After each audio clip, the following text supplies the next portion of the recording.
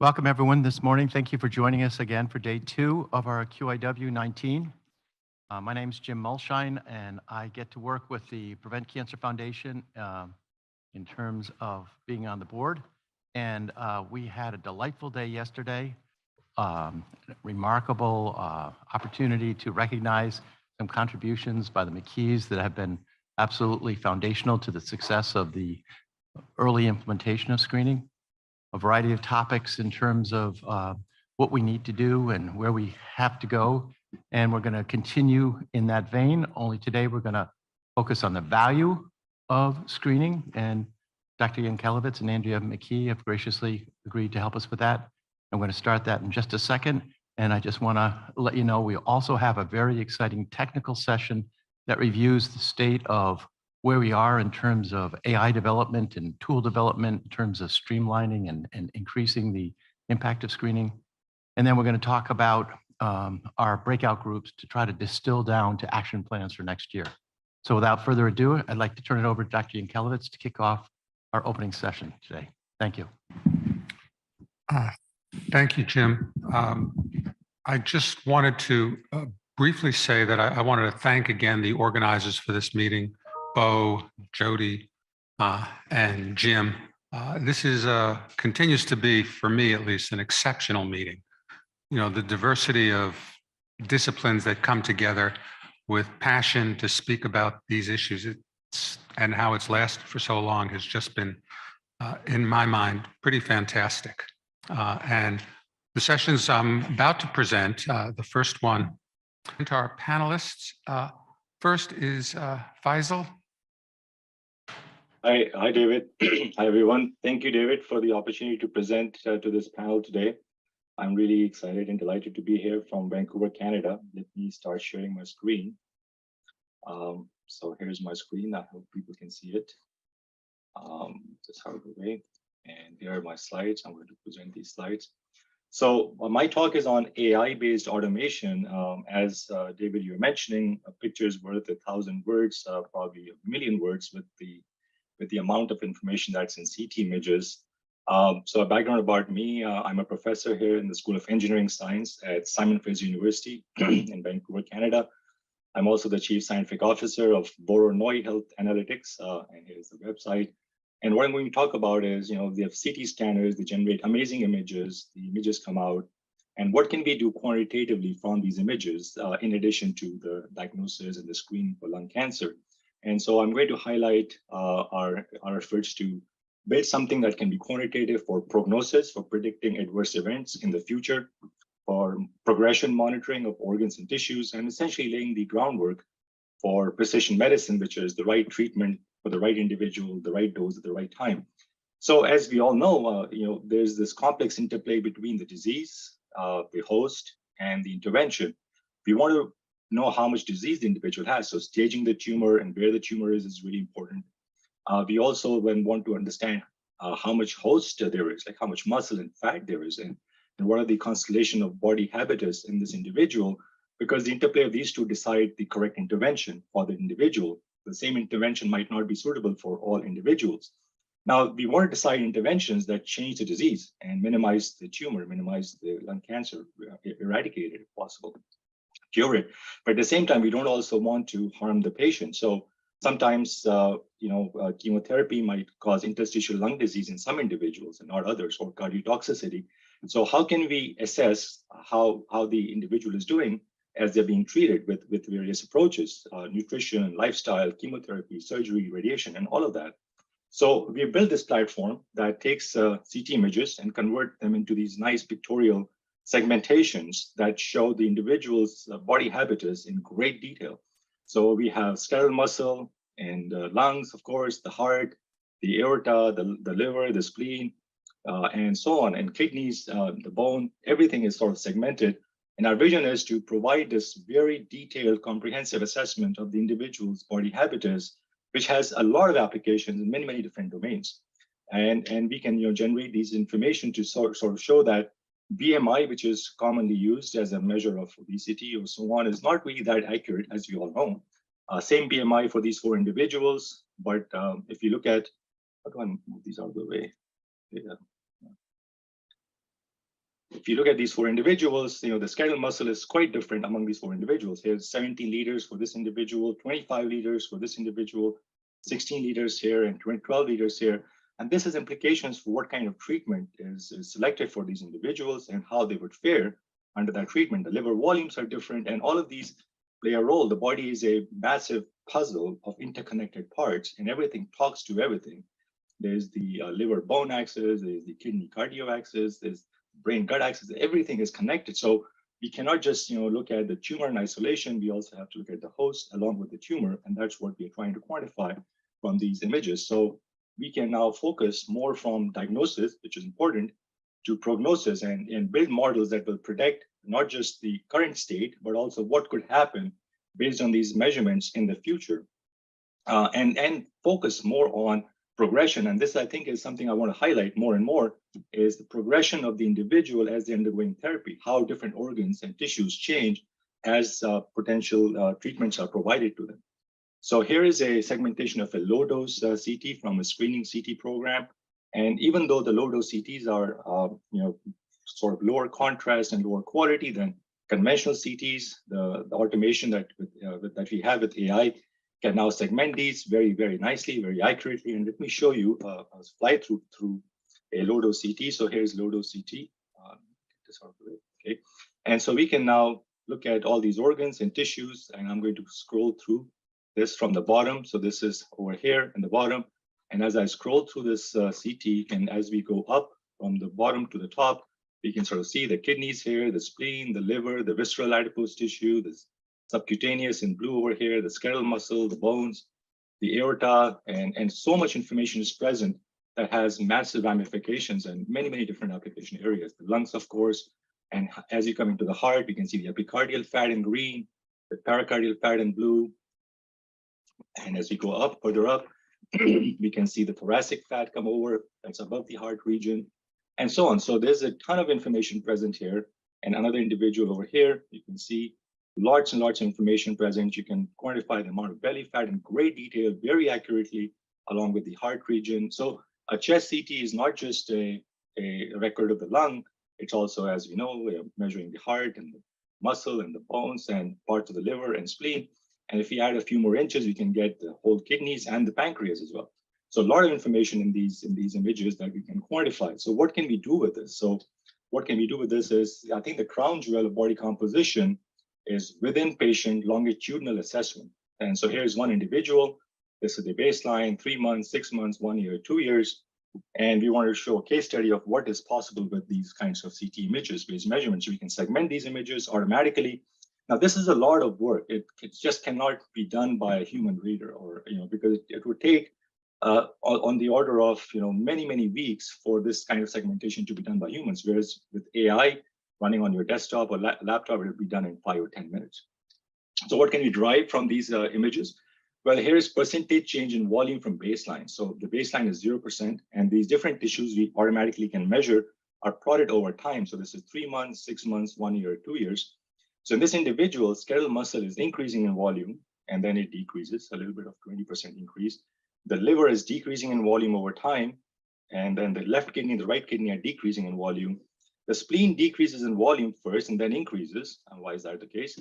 On the heart region, epicardial fat and pericardial fat are both increasing in volume, but not monotonously. They increase and then they decrease and then they increase. Subcutaneous adipose tissue, visceral adipose tissue increase, and abdominal aortic calcium increases. So a lot of information that can be harvested. And here are the percentage change in the radio density. So the radio density, the HU of different tissues, is sort of a measure of their fat infiltration in simplistic terms, or the amount of scar tissue that they have. So in this case, we see that this individual, the skeletal muscle volume was increasing over time, but the radio density is decreasing steadily over time, indicating more fatty skeletal muscle. The left kidney was also decreasing in HU first and then increases later on. The right kidney is decreasing in HU earlier, but then it doesn't follow the same pattern as the left kidney. Why is there a differential pattern among the two kidneys? Why is one kidney more fattier than the other? The liver is increasing in HU, which means more scarry liver, more scar, cirrhosis or whatever, or less fat in the liver. So there's a very active process that's dynamically remodeling the body with these different tissues and organs changing dramatically over a very short period of time. Like we sort of tend to think that, these tissues and organs are fixed or changing very slowly, but the information that CT gives us shows that it's really, really active and very, very dynamic. So here's 4 individuals. We saw this one individual earlier. This is a male and there's another male and 2 females. And you can look at the percentage change of volumes, and they paint a very different picture for every patient. Every patient is different. So in this individual, epicardial fat was increasing more than pericardial fat. In this individual, pericardial fat is increasing more than epicardial fat. In this individual, skeletal muscle was increasing in volume. In this individual, skeletal muscle is decreasing in volume first. Here, the liver was decreasing in volume. Here, the liver is increasing in volume. Excuse me. Here, spleen is decreasing in volume in this individual. Here, the spleen was increasing first and then decreasing. There's this amazing detail of changes that show that every individual is very unique. Here are 2 females, and this one individual, the abdominal aortic calcium measure of cardiac health is just increasing off the chart. So why is that the case? And then when we look at radio densities, the amount of fat in different organs and tissues, in this individual, the skeletal muscle was decreasing in volume, decreasing radio density, more fatty muscle. Here also it decreases first, and then it starts increasing. So the fat was getting deposited earlier, and now fat is maybe leaving the skeletal muscle. Here the liver is decreasing in HU, so more fatty liver first, and then reduces and increases. Here the liver is increasing in HU. So very, very different patterns of tissue volumes and the radio densities that can give us a lot of information about individual health and wellness, and allow us to predict future events, adverse events potentially, and also monitor the progression of these organs and tissues as a function of intervention. How is chemotherapy changing the individual? How is surgery, nutrition, lifestyle, exercise, all those changing the individual? So the holy grail, as I see it, is that we can now look at these tissues and organs and their measurements and put them into AI system that will learn from the data in the respective cohorts that are well characterized, and allow us to present to the individual not just what they are today, but the potential route their health could take, their body could take in the future, integrating all the interventions that are potentially going to be provided to them. And so then we can go from a priori assumptions to learning from data. What is the individual telling us, and what organs and tissues are important in various intervention scenarios? So here is the summary slide. We can generate a lot of these organ reports, and these, as we were discussing yesterday, are important as well potentially for patient engagement.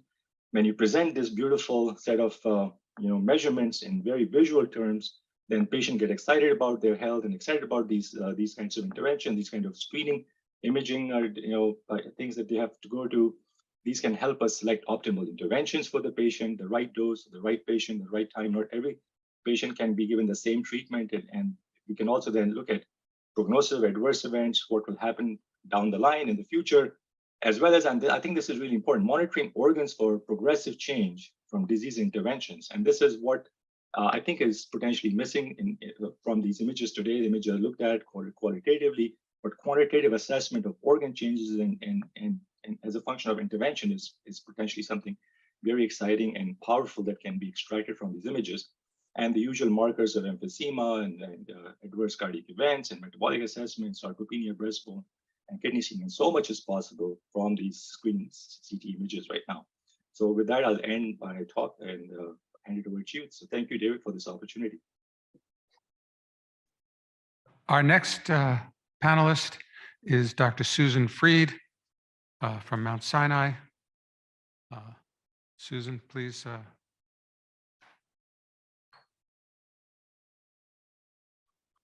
Thank you, David, and I really appreciate the very good introduction of the previous speaker to our. Can you hear me now? Yeah, good. So if you could please show my slides.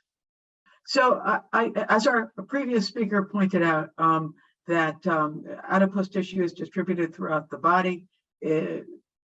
Not only the total quantity of adipose mass in the body, but also the quality of that adipose tissue is a clear risk factor for multiple diseases, including cancer, diabetes, cardiovascular disease.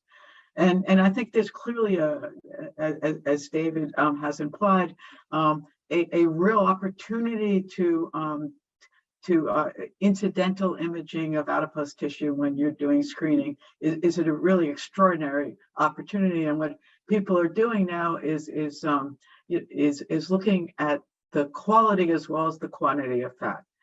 Quantity of fat is one thing, it's pretty crude, but from the CT, you can get the attenuation of that fat and therefore its quality, the different size of fat cells. So these are the major depots in the in the body of humans. And I'll just point out that there are two major visceral adipose tissue depots that are associated with metabolic health. And these are associated with the digestive tract. Subcutaneous adipose tissue, we tend to, in the obesity field, I'm actually at an obesity meeting in San Diego, we tend to focus on the major subcutaneous depots, but there's also accumulation of fat in many other organs. If you can proceed to the next slide. It's actually, can you go back 1 second? I'm sorry.